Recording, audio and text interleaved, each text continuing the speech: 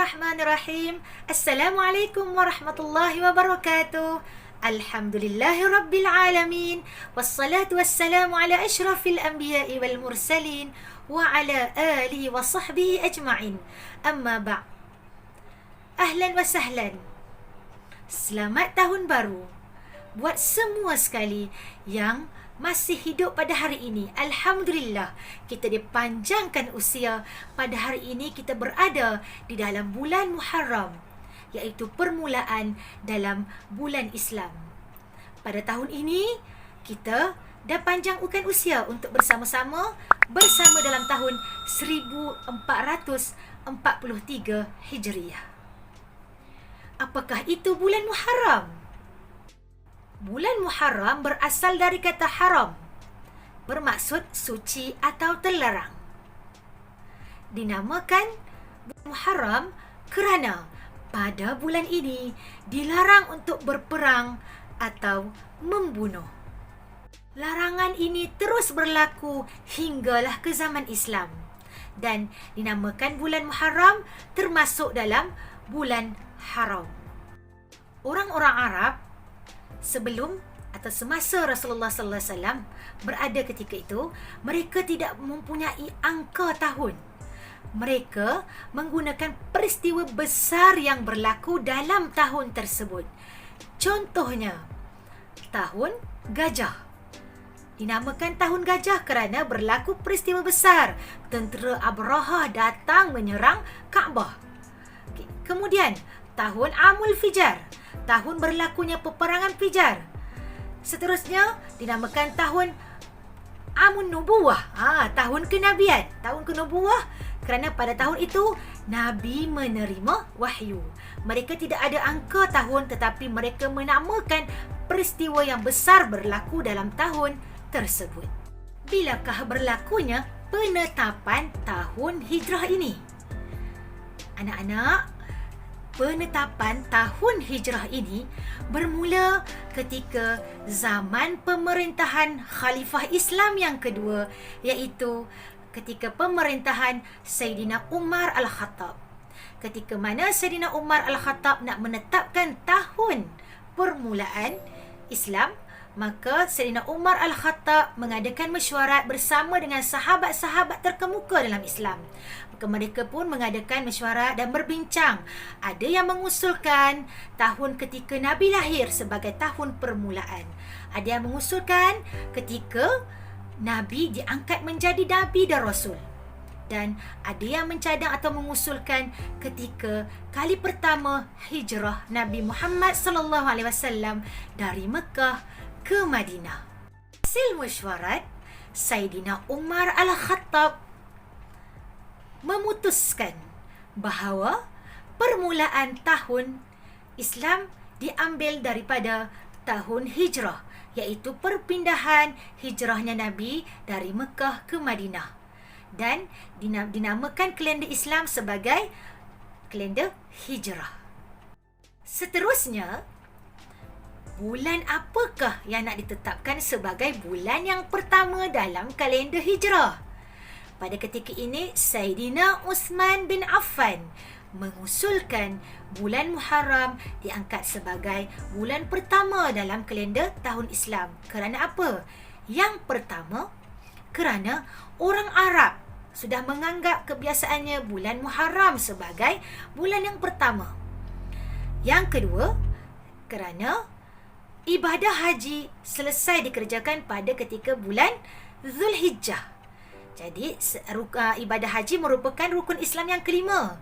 Jadi setelah selesainya ibadah haji, maka seterusnya adalah masuknya bulan Muharram sebagai bulan permulaan tahun Hijriah.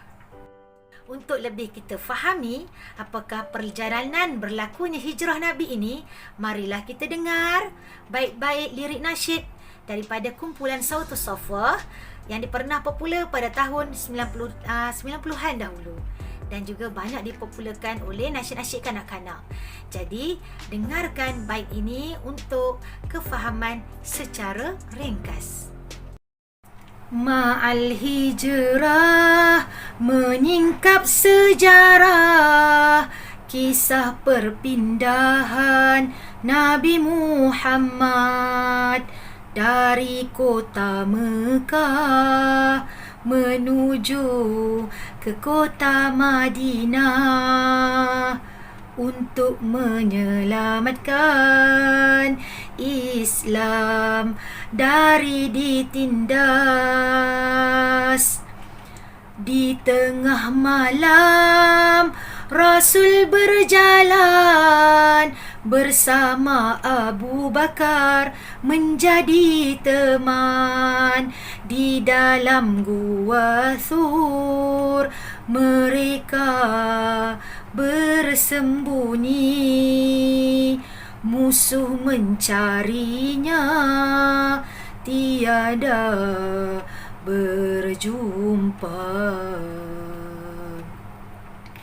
Tiba di Madinah disambut dengan meriah. Seluruh mukmin bersyukur dan gembira. Selamatlah Islam dari kekejaman,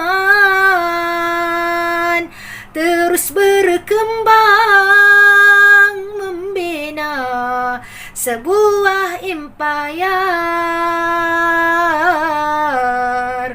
Hijrah Rasul suatu hikmah, dunia kelam bertukar cerah. Segala kekejaman kini lenyaplah sudah. Tanda agama Islam beroleh kemenangan.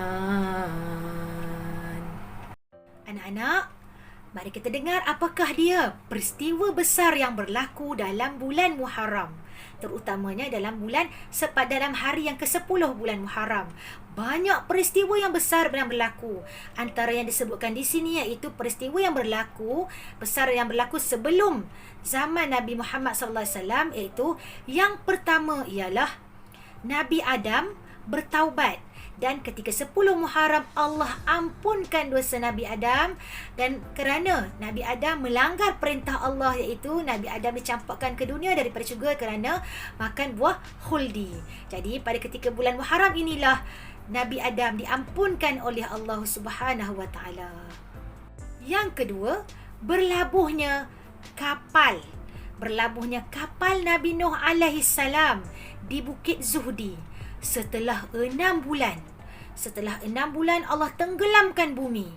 Yang selamat ketika itu ialah Nabi Nuh bersama dengan makhluk-makhluk Allah yang berada di atas kapal Nabi Nuh. Dan setelah itu mereka terdampar di Bukit Zuhdi.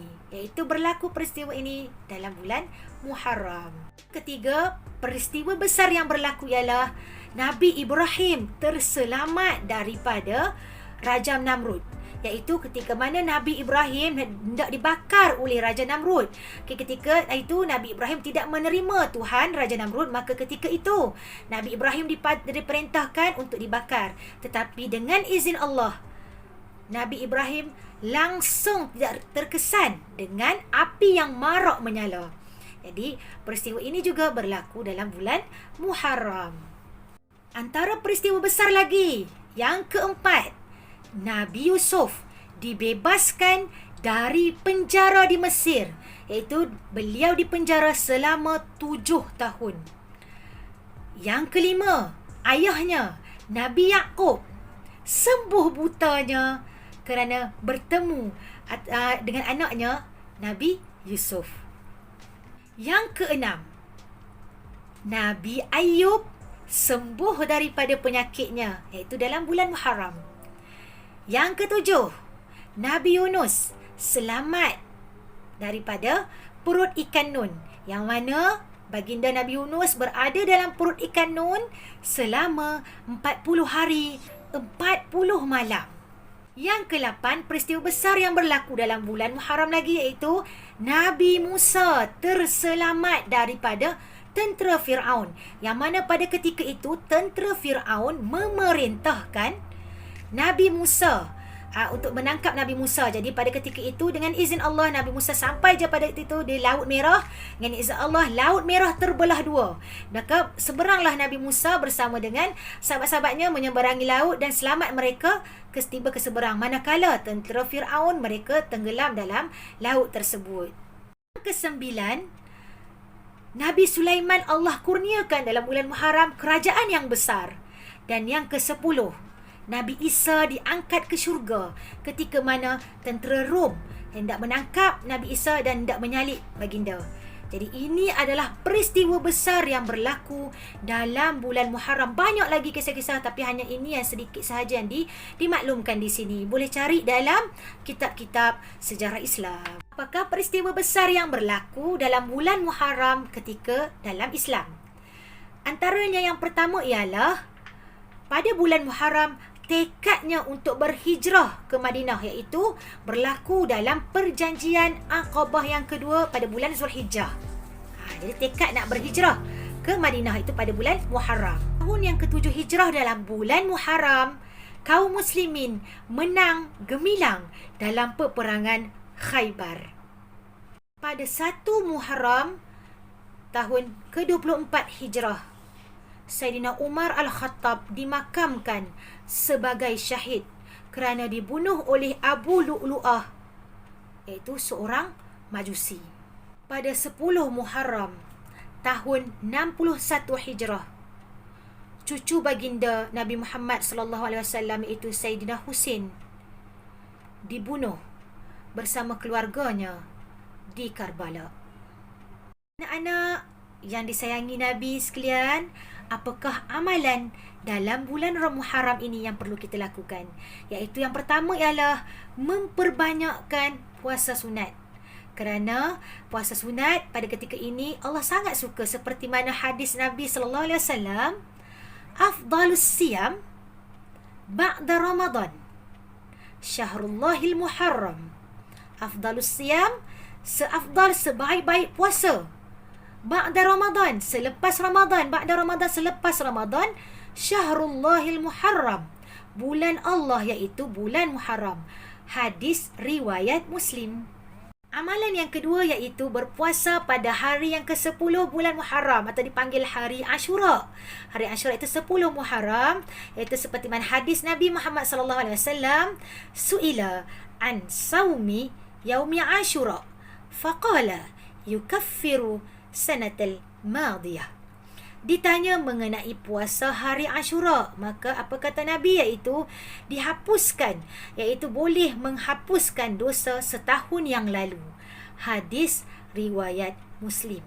Selain berpuasa, antara amalan dalam hari Ashura itu ialah pada hari Ashura 10 Muharram ialah mandi sunat. Bangun pagi kita mandi sunat, niat sahaja aku mandi sunat hari Ashura kerana Allah Ta'ala. Memotong kuku, pastikan kuku bersih. Pastikan hari itu kita membersihkan diri dengan sebaiknya juga. Memperbanyakkan sedekah. Jadi menghubungkan silaturahim. Walaupun dalam keadaan kita PKP ini, telefonlah, tanyalah keadaan saudara mara kita. Sekiranya ada yang perlu dibantu, maka kita cubalah bantu sedaya upaya. Jadi itulah amalan, antara amalan besar pahala yang kita dapat sekiranya kita melakukan amalan-amalan pada bulan Muharram ini. Dan juga kita memuliakan juga anak-anak yatim, orang susah, fakir miskin dan sebagainya. Seterusnya, pada hari Ashura 10 Ashura ada 10 Muharram ataupun sepanjang kita berada dalam bulan Muharram ini, perbanyakkanlah zikir. Terutamanya lah pada hari yang ke-10 Muharram. Kita perbanyakkanlah zikir, perbanyakkanlah kita membaca Al-Quran, kerana pasti ada kemenangan yang Allah berikan. Kalau kita melihat tadi, kita mendengar tadi, banyak kemenangan-kemenangan yang Allah berikan di dalam bulan Muharram ini. Dan berdoalah kita semoga Allah berikan kemenangan kepada kita dalam memerangi pandemik yang berlaku sekarang ini. Jadi semoga Allah angkat semuanya. Allah yang mendatangkan, dan Allah boleh angkat semuanya dengan segera daripada muka bumi ini. Dan itu kita perlu usaha sebagai hamba Allah. Kita perlu perlu berusaha untuk berdoa, kita perlu berusaha untuk beribadah supaya Allah nampak usaha-usaha ini, Allah nampak bahawa kita memerlukan, kita mempunyai azam yang kuat, kita bersungguh-sungguh supaya semua bala ini, supaya semua apa yang berlaku sekarang ini Allah angkat. Jadi marilah bersama-sama kita berazam tahun baru Islam ini, kita berazam untuk melakukan semua amalan kita dengan sebaik-baiknya. Sama ada antum semua, anak-anak semua sebagai pelajar, jadilah pelajar yang baik, yang solehah, bukan sahaja kepada guru, juga kepada ibu bapa di rumah. Sekarang kita semua berada di rumah, pastikan anak-anak tidak saja hanya belajar, tetapi pastikan bantulah ibu bapa, bantulah mereka di rumah atau penjaga, atau siapa saja yang kamu semua, anak-anak semua berada di rumah, siapa kamu ada, bantulah untuk mengurangkan beban mereka. Juga pastikan ubahlah jadual hidup kita. Ubah jadual hidup kita. Bermula daripada waktu pagi, bangun solat subuh seawal yang boleh, seawal waktu yang boleh. Sebaiknya sebelum subuh, azan subuh, bangun, mulakan dengan tahajud. Mulakan dengan tahajud, solat hajat, dan juga kita mulakan dengan zikir membaca Al-Quran, kemudian solat sunat sebelum subuh. Solat sunat sebelum subuh, kerana orang yang paling kaya di dunia ialah orang yang boleh mengerjakan solat 2 rakaat solat sunat sebelum solat subuh. Buatlah, cubalah di awal tahun baru ini kita berazam untuk kita ubah jadual hidup baru kita ini dengan sebaiknya. Di kala ini kita semua berada di rumah, kita tidak dikejarkan untuk pergi bekerja, kita tidak dikerjakan masa untuk pergi ke sekolah pada waktu ini. Cuba kita ubah jadual kita untuk kita bermula seawal pagi dengan sebaiknya. Kemudian selepas solat subuh, bacalah Quran, berhafaz ataupun buatlah apa-apa sahaja aktiviti yang berfaedah. Hindari, cuba elakkan untuk tidur selepas subuh. Elakkan, kerana pagi adalah barakah. Waktu pagi adalah barakah. Jadi cuba buat sesuatu supaya kita tidak tidur selepas solat subuh. Carilah aktiviti-aktiviti yang bermanfaat. Banyak aktiviti yang bermanfaat. Jadi ajaklah bersama. Bagi ibu ayah, ajaklah anak-anak untuk solat subuh. Mereka waktu ini luangkan masa mereka untuk mengaji Al-Quran. Kemudian teruslah kalau ikutkan kita bersama dalam PDPR di rumah ketika ini. Jadi anak-anak siapkan terus sarapan dan bersedia untuk melakukan tugasan yang diberikan oleh guru. Walaupun pelbagai kekangan yang dihadapi, mungkin data tak cukup, mungkin internet data tak cukup dan sebagainya, tetapi kita cuba atasi dengan sebaiknya, kerana kita perlu sebagai pelajar berusaha untuk belajar. Sekiranya tak dapat data waktu pagi, kalau tak telefon pada waktu pagi, cuba selesaikan pada waktu setelah ibu bapa pulang daripada bekerja. Bagi anak-anak yang ibu bapanya tak penjaganya bekerja. Seterusnya, pastikan tunai solat duha.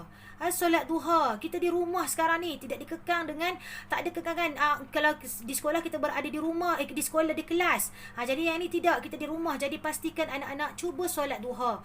Kemudian bila sampai waktu tengah hari, tidur sekejap. Qailullah, rehat sekejap.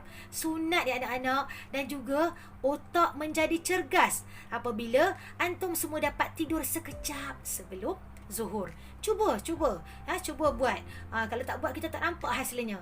Jadi kemudian solat zuhur, selepas zuhur susul lagi aktiviti supaya bermanfaat, sehinggalah kita tidur kembali ke malam. Kita susullah selepas asar, maghrib dan isyak.